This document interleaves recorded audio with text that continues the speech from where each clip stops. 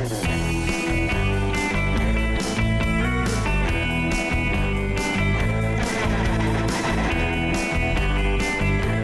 there, welcome to Business Breakthroughs. I'm Neal Dipentino, I'm your host. And man, I got to tell you, we got a great show for you today. So when you're thinking about a top performer, I mean, what exactly do you think about? I mean, who is a top performer? Well, our guest is going to help us identify that. She says that any leader who's committed to keeping up with smashing their goals, which is awesome, a person who's accountable, honest, passionate, I love that, but here's my favorite part, being a rock star. We have a rock star with us today, all the way from Mexico City. And she is a life and performance executive coach, a C-suite coach, a keynote speaker, trainer, and she's the author of the book, Got a Story to Share. My guest today is Mariana. I hope I don't mess this up too badly. Mariana Macias. Did I say it right? Macias, yeah. Oh man, Leah almost got it. I've been practicing too, and it's like it's funny that one time I was looking for a job, and I had applied for a job in Moscow, Idaho, and the guy who gave me the lead, he had actually worked for them in the past, and he said, "Whatever you do, don't say Moscow. It's Moscow." And so I sat there going, Moscow, Moscow, Moscow, Moscow. And the guy got on the phone, the guy was interviewing me. And the first thing out of my mouth was, man, I would be so happy to move to Moscow. Like, oh my gosh, you got to be kidding me. So again, apologies for, messing up your name. But the most important part about it, Mariana, is that you're here with us today and you've got a lot of stuff to talk about and a lot of stuff to tell us. So let's start with, tell us a little bit about yourself and what you do. Yes. So firstly, I'm super grateful and excited to be here with you. Second, I like the way you pronounce my last name, by the way. Messiah doesn't sound anything wrong. So with it, actually, I love it. So now that's okay. So I'm going to tell a little bit about myself for sure. Like, who is Mariana, right? So basically, I would say that I'm a very passionate person, but I'm very committed into the coaching industry, right? I truly believe that coaching is so powerful in so many ways, and I actually feel blessed and honored to work. I call it myself the industry of the miracles, because I see miracles happening every single day through conversations. So basically, Nice. That's what I do, as a living. And also, well, more about me, as you just mentioned, I was born and raised in Mexico City. I am Mexican and Latin, woohoo. And also, I am very passionate about traveling. So I also can consider myself like such a type of nomad. I love living and experimenting other countries and other places as well. So between New York and now Mexico, I've been like moving so far. So let's see where life take me next year, right? Well, that's fantastic. So even though you're in Mexico City, in Mexico, you work pretty much anywhere where you're needed. Is that correct? Exactly. And actually, this is kind of a fun and random fact. But when I started my career as a coach, my primary clients and the first one that I started having were located in the US. So I was moving a lot, between New York City, Houston, and Atlanta, basically. So that's an amazing story that I always love to share, because sometimes we actually find ourselves putting us some kind of boundaries and also thinking like, oh no, I can't do anything outside of my comfort zone or outside my country or actually my language, my primary language. And no, you never know where you're going to be starting. And in my case, my success cases and when I started growing not only as a human, right, but in my career, was outside of my country. And it is still today that I'm actually starting to be pioneering and having a great influence in the coaching industry here in Mexico. Nice. So what was the decision that made you decide that you wanted to be a coach?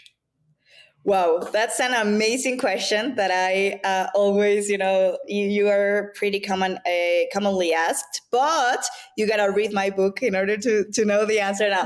But something that I can tell you, and like this can resume that question would be, well, first of all, I feel I was myself a coachee firstly, right? I started being coached by a coach. And my life was so transformed and so moved in so many ways that I said, wow, I really want to do this for others. And if my life changed so much and even my identity, I also need to do this for others. So basically, because I was a success case, and then I wanted to project and transmit that into others. And also because other life decisions that took me to that path, which I am very honored about that. It's amazing when we find somebody that will give us their time. In this world of competition, people, it's kind of a, me first type attitude in a lot of cases. So it's wonderful when you can find that mentor that really wants to take you under their wing and kind of help you to succeed. And I love the fact that happened to you. I love you were a success case. That's a wonderful way to put it. And I love that now you are kind of moving forward and offering it up to other people. And that's wonderful. Can you give us a basic idea of, what a typical client of yours might look like? Yeah, for sure. So everything started also when I was working, as a corporate leader, and I was always very into corporate. I actually, by the way, studied marketing. So this is important for me to mention because the target that I chose to coach today has everything to do with that. Okay. So basically, I was always under the leadership management and I was observing and I was always trying to kind of move and change things. But then I figured out that maybe I was not in the perfect role or maybe not in the strategic role. So then I said, I love coaching. I'm going to start certifying I'm going to do the things in the right way. I'm going to certify myself as a life coach. So I started being a life coach. But then my real passion was transforming organizational cultures and organizational spaces. Because when I was working, I literally was looking all the time for safe spaces and there was no one to create them. And actually, I wanted to learn more from my leaders. And then I started seeing maybe, what if my leaders would have an amazing coach? Or what if my leaders would have this safe space where they can get transformed or they can be actually challenged and questioned, So that was the moment when I said, okay, I really want to take this seriously. I want to become a coach. I want to also study, into all of the things about culture and organizational development in companies. And that's when I started experimenting and coaching all kind of leaders. But this was this main target where I actually call them high top performers because these are leaders with such a mentality, that challenged me a lot because not all of them are coachable. Let me say this, out loud. Not all of them are coachable or want to be coached. Sometimes the companies or the organizations are the one who forces them or who tells them this is going to be your program, your coaching program, and there's no other way. And those are the kind, believe it or not, those are the kind of cases and those are the kind of clients that I love taking over, right? So my ideal client is this leader or this C-suite. Most all of them are on the C-suite top, C-suite level or in a very top executive positions. But is this person that has a lot of a great mind that you can be picking, but it's also this person that sometimes doesn't realize the impact that he or she can have out there, and mostly in their cultures of the organizations they work, right? Right. So right. If that's my target, I think that's the ideal. I think that's I love what you're doing. I think that's incredible. I think a lot of times leaders kind of they get kind of, they're in their office, they're dealing with day-to-day type stuff that they have to deal with. They kind of lose track of what's going on in the office. They just know if somebody's performing. If they're not performing, they perform well, you're great, you get rewarded for that. If you're not, then you're not rewarded, or you go the other way. But in between all that time, a lot of times culture and, like you said, a safe space, having a place that you feel good about when you come to the office every morning, go to work every morning, that really does help to, it helps the way you visualize the company. It helps the way that you work. It makes you feel good about going to work and be part of that. You take possession of that, of the position that you have. Would you agree with that? Yes, 100%. I truly believe that the culture, and now my official title is executive performance coach, because I truly believe that all of the things about performance, performance employees and the real performance inside your organization has everything to do not only with the values, right? Because we actually think that, okay, performance is related to my employees' capabilities and my employees' actions and strategies, but not like the real part that actually moves and influences so much performance has everything to do with culture, but not only with the values, but with the leadership style and with the Mm-hmm. leaders itself. So for sure, leaders have a big influence on the culture and so on the performance of their employees. Absolutely. Years ago, back in the 90s, I worked for Mr. Wonderful Kevin O'Leary on the Shark Tank. He was in the Shark Tank, it was another business. And, he was really not all that involved on the day to day stuff with each of us, the sales staff. I mean, we saw him, in the office, every once in a while, that type of thing. But when we would have our quarterly meetings, I mean, he was always kind of our keynote. And he had a way of talking to us as though we were all like he was speaking to us individually. And we would be so motivated by the time we left. We couldn't even wait to get out of there because we wanted to get back into the field, get out to our customers and start talking about the things that we needed to talk about because Kevin told us that's what we needed to do. And he did it in such a way to make us feel good about us and our job at our company. Now, in your business, you're working with all kinds of different top performing leaders and C-suite executives. Can you give us some examples of some of the people that you might have worked with in the past and what you've done for them and how that all worked out? Yeah, for sure. So I have two specific cases that I would like to share because I think they are so human, firstly, and also because this is something that leaders and mostly top executive leaders challenge a lot with. So maybe if you're one of them that are listening to us, this can bright light to you right now. And that would be something that I would adore to do. So I'm not going to, of course, put the real names because of safety of the clients, but I do want to call them with some name. Okay. So let's talk about first the case of Dave. Okay. So Dave is this amazing and extraordinary leader, but that maybe, when I started coaching him, firstly, I talked with their people, right? With their direct reports and all of them. And they were like giving me this image about this Dave that he was like, oh my gosh, he's such a top performer and we admire him as a leader, but he's so tough. And he's so rough, right? And he's very, very, very strict and this and that. So I had the first image about this Dave was this authoritarian leader and this leader that was very, very oriented to results, which that was good, but like zero human, right? So I was like, okay, let's talk with Dave. Let's start coaching him. And then something happened, and this was one of his major breakthroughs, and we talked about vulnerability. Okay, and I think this topic is huge for leaders because he was just like, Mariana, I feel that I have this and that, and I'm so happy that I have a coach, right? Because then I can talk with you about so many things that I am living here in this solitude place, as a leader, but also with all of the decision making that I have to do. And then I don't know how exactly, but we ended up talking about vulnerability.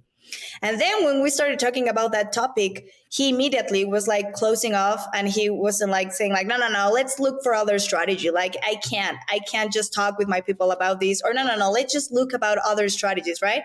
So again, what a coach does is like, I'm not going to be interrupting your beliefs, or I'm not going to be telling you what to think about or what you should be thinking. That's not my job. My job is to challenge and to question your current beliefs. So I started questioning these. And every time we talk about vulnerability, he would always go by the side of mentioning weakness. He was like, I can't believe I'm such in a low place right now, or I can't believe I am expressing this as I am feeling so weak when I am telling you. And I was like, wait, why are we relating vulnerability with weakness? That was like the first major breakthrough that he had, like when he was like, what do you mean? Because if I start being vulnerable, I'm going to, project and I'm going to show my real weakness and all of that. When, by the way, that was the contrary way, right? Like actually being vulnerable is one of the most courageous acts that we can do. And by the way, being vulnerable is hard. If it was something easy, all of us would be applying it, and most leaders would be opening this area, which actually I realized that he was very scared, as I guess a lot of us, we are very scared of actually being vulnerable or actually being in a position where vulnerability can be expressed. So I think this was a very, very, very, very like impactful and big breakthrough to his leadership when he started relating vulnerability with actually something very courageous and as an amazing space and tool for actually connecting with their people. So he started creating these spaces. He actually built a structure inside the company, a methodology and a day for applying vulnerability techniques, vulnerability conversations with all of their people. And these, I can tell you how they literally changed the way he led, but also he increased productivity in major ways, and performance skyrocketed. So that's a Right. case I love to tell, because I I think that's love it.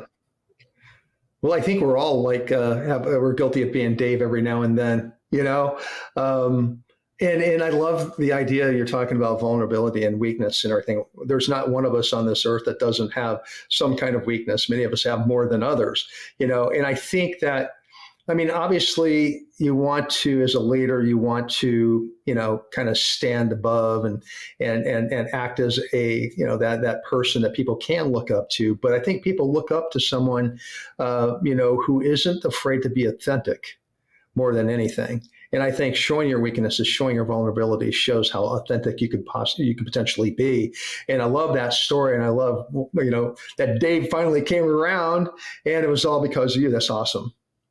But that wasn't easy, huh? Like Dave at No. first was like putting a lot of resistance to this concept. Actually, he was like, no, let's find other strategies. That's my last resource. And by the way, you said something that I loved about this, that they are very scared that with vulnerability, their authority is going to be compromised. It's like, no, Yeah. people not gonna take me seriously anymore, or people are not gonna respect me. When actually vulnerability, like you just mentioned, not only opens the connection and the real, and the genuine and strong bond with your people, but also shows your authentic side. And that's beautiful. It's like vulnerability do not compromise your authority. Actually, it reinforces them. Yeah. I agree. I think that, you talk about, he's afraid, or people are afraid that they're going to be disrespected if they show their vulnerability, their weaknesses and everything. And I think it's just the opposite. I think that this is what I think, is that you think you have respect, you may not have the respect you think you have.